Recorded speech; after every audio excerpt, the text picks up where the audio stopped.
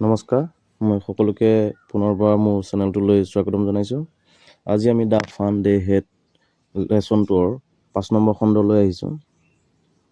A man is not smart enough. এজন মানুহ ইমানো পাকৈত হ'ব নোৱাৰে। Sure he is. হয়, নিশ্চিতকৈ তেওঁ হয়। My father knows as much as my teacher. মোৰ দেউতাই যিমানেই জানে, মোৰ শিক্ষকজনো সিমানেই জানে। He knows almost as much. তেওঁ যথেষ্টখিনি জানে। আই বেটছা। মই বাজি লগাব পাৰোঁ। বেটছা মানে হৈছে বাজি লগোৱা। Margie was not prepared to dispute that. মাৰ্গীয়ে তৰ্ক বিতৰ্ক কৰিবলৈ সাজু নাছিল। She said. তাই কৈছিল, I would not want a strange man in my house to teach me.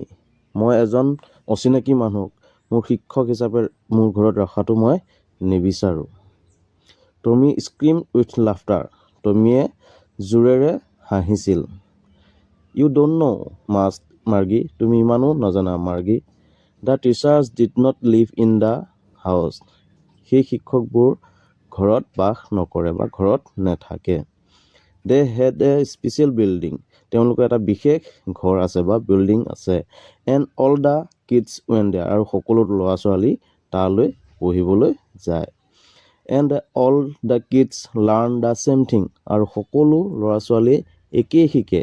Sure if they were the same age. নিশ্চয়কৈ যদি সিহঁতৰ বয়স একেই হয়, তেওঁলোকে সম্পূৰ্ণ একেই শিকে। আমি ইয়াৰ পিছৰ খণ্ডটোলৈ আহিছোঁ। But my mother says. কিন্তু মোৰ মায়ে কৈছিলে, a teacher has to be adjusted to fit the mind of each boy and girl it teaches. কিন্তু মোৰ মায়ে কৈছিলে যে প্ৰত্যেক ল'ৰা ছোৱালীকে সিহঁতৰ মনৰ সৈতে খাপ খোৱাকৈ শিকাব লাগে। And that it's kids has to be taught differently. যাতে সিহঁতক বেলেগ বেলেগ ধৰণে শিকাব পাৰে। মানে মনৰ সৈতে খাপ খোৱাকৈ প্ৰত্যেক ল'ৰা ছোৱালীকে মিলাই লৈ তেওঁলোকক পঢ়োৱা কথাটো কৈছে। Just the same they did not do it that way then.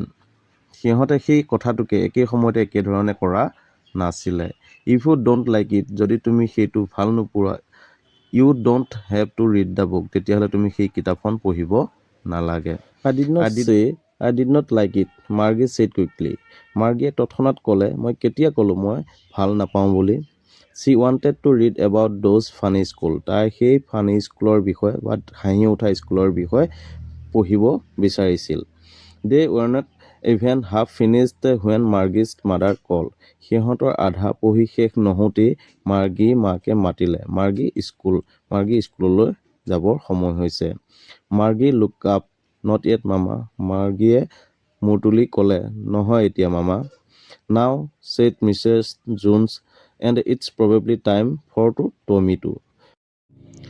এতিয়া মিছেছ জোনে কৈছে, টমি তোমাৰো সম্ভৱতঃ স্কুললৈ যাবলৈ সময় হৈছে।